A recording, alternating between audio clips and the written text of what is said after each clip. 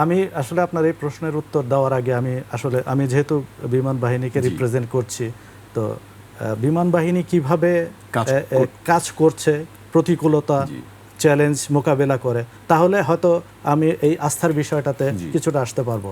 তো আপনারা জানেন যে বিমান বাহিনীর অপারেশনসের মূল প্রতিপাদ্য বিষয় হচ্ছে অপারেশনাল এফিসিয়েন্সি আর হচ্ছে সাস্টেইনেবিলিটি, যে আমরা অপারেশনালি কার্যকর থাকব এবং আমরা এই কার্যকারিতাটাকে টেকসই এবং স্থায়িত্ব দিব।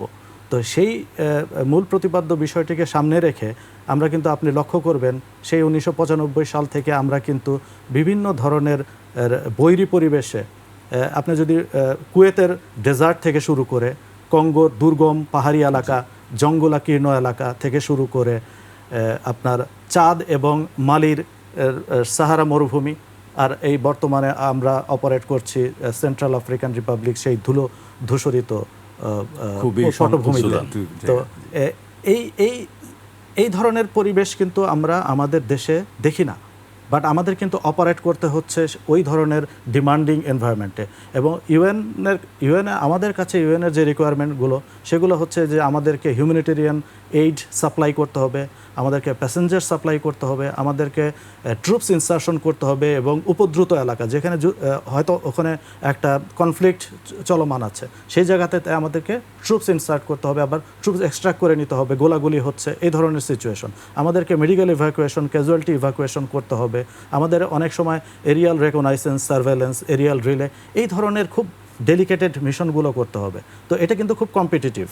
এখানে যে আস্থার বিষয় যেটা আপনি বলেছেন, এখানে যদি এই আস্থাটা আমরা অর্জন করতে না পারি, আমাদের যেই মূল প্রতিপাদ্য, আমি আবার ফিরে আসি, আমাদের যে অপারেশনাল এফিসিয়েন্সি এবং সাস্টেইনেবিলিটির প্রিন্সিপালের উপর ভিত্তি করে, তাহলে কিন্তু আমাদের জায়গাটা অন্য কেউ দখল করে নিয়ে যাবে। সো আমরা গত 3 দশক ধরে কিন্তু এই চ্যালেঞ্জিং বিষয়টাকে সামনে রেখেছি।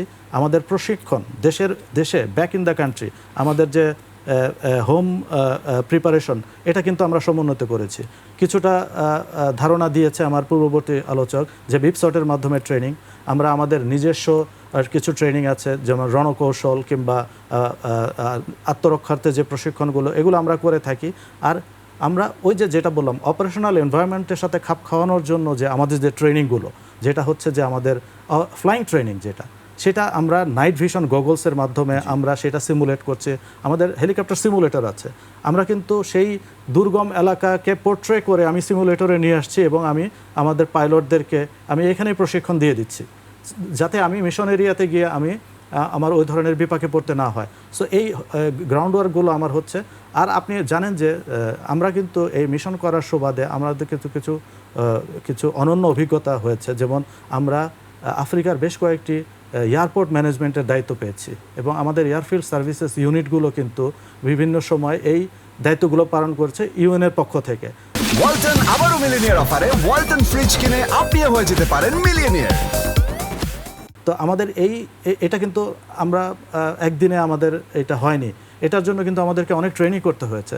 আমাদেরকে প্যাসেঞ্জার হ্যান্ডেলিং ট্রেনিং করতে হয়েছে, আমাদের মুভমেন্ট কন্ট্রোল ট্রেনিং করতে হয়েছে, আমাদেরকে ফরক্লিফট অপারেশন, কার্গো প্লেসমেন্ট, এটা ট্রেনিং করতে হয়েছে, আমাদেরকে এয়ার ট্রাফিক কন্ট্রোলের ট্রেনিং করতে হয়েছে। এবং এগুলো করেই কিন্তু আমরা একটা এয়ারপোর্ট, মনে করেন আফ্রিকাতে একটা এয়ারপোর্ট, ডিজিউজড একটা এয়ারপোর্ট, কোনো অপারেশন নাই, সেটাকে কিন্তু আমরা সচল করেছি, সেটার সব ধরনের ফাংশন আমরা করেছি। বাট একটা পর্যায়ে গিয়ে দেখা গেল যে হোস্ট নেশন, তখন তাদের আগ্রহ হচ্ছে যে আসলে তো এয়ারপোর্ট তো তাদের এয়ারপোর্ট, তাদের সিভিল এভিয়েশন, তখন তারা আমাদের কাছে এসেছে, তারা বলেছে যে আমরাও তোমাদের সাথে অপারেট করতে চাই। আমরা তাদেরকে ওয়েলকাম জানিয়েছি। আমরা তো একটা পর্যায়ে আমরা কিন্তু একসাথে আমরা অপারেট করেছি, এবং তারা একটা সময় তারা ইউএনের কাছে তারা আগ্রহ প্রকাশ করেছে যে they want to take over the full control of their airfield. তখন আমাদেরকে একটু ডিপ্লোমেসি অ্যাপ্লাই করতে হয়েছে, কারণ তাদেরকে যদি আমরা হ্যান্ড ওভার করে দিই, তাহলে তো আমাদের কার্যকলাপ শেষ হয়ে যাবে। তখন আমরা তাদের সাথে একটা খুব সুন্দর আন্ডারস্ট্যান্ডিং করি যে না, চলো আমরা একসাথে অপারেট করি, তাহলে কি হবে, তুমি কিন্তু আমার যে অর্জিত জ্ঞানটা, তাহলে তুমি সেটা পেয়ে যাবা, আর অন দি আদার হ্যান্ড আমরাও তোমাকে হেল্প করতে পারবো।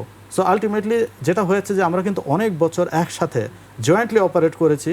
ওই যে আমি যে অভিজ্ঞতার কথা বলছি, যে কঙ্গোতে যে জিনিসটা হয়েছে, আমরা আমাদের এয়ার ট্রাফিক কন্ট্রোলের স্পেসিফিক্যালি বলি, সেখানে আমরা অনেক দিন তার সাথে জয়েন্টলি অপারেট করেছি। তারা আমাদের কাছ থেকে অভিজ্ঞতা সঞ্চয় করেছে, তারা আমাদের কাছ থেকে কমিউনিকেশন ইকুইপমেন্ট পেয়েছে, তারা আমাদের কাছ থেকে যে এয়ার ট্রাফিক ম্যানেজমেন্টের যে পলিসি, রেগুলেশন এবং প্রসিজিওর সেগুলো পেয়েছে। এবং আলটিমেটলি কিন্তু একসময় আমাদের যখন এয়ারফিল্ড সার্ভিস ইউনিট ক্লোজ হয়ে গিয়েছে তখন আমরা তাদেরকে সেটা হ্যান্ড ওভার করে দিয়েছি এবং তাদের কাছে এখনও তারা আমাদেরকে স্মরণ করে, আস্থায় রাখে। তো আমি এই আস্থার বিষয়টাতে আমরা যেভাবে কন্ট্রিবিউট করেছি সেই জিনিসগুলো তুলে ধরার একটাই কারণ হলো যে আসলে আমরা অনেক দূর এগিয়েছি, আমাদের সক্ষমতা অনেক দূর বেড়েছে। ব্যাক ইন দ্য কান্ট্রি আমরা কিন্তু আমাদের ওই অভিজ্ঞতার আলোকেই এখন দেশকে অনেক কিছু দিতে পারছি।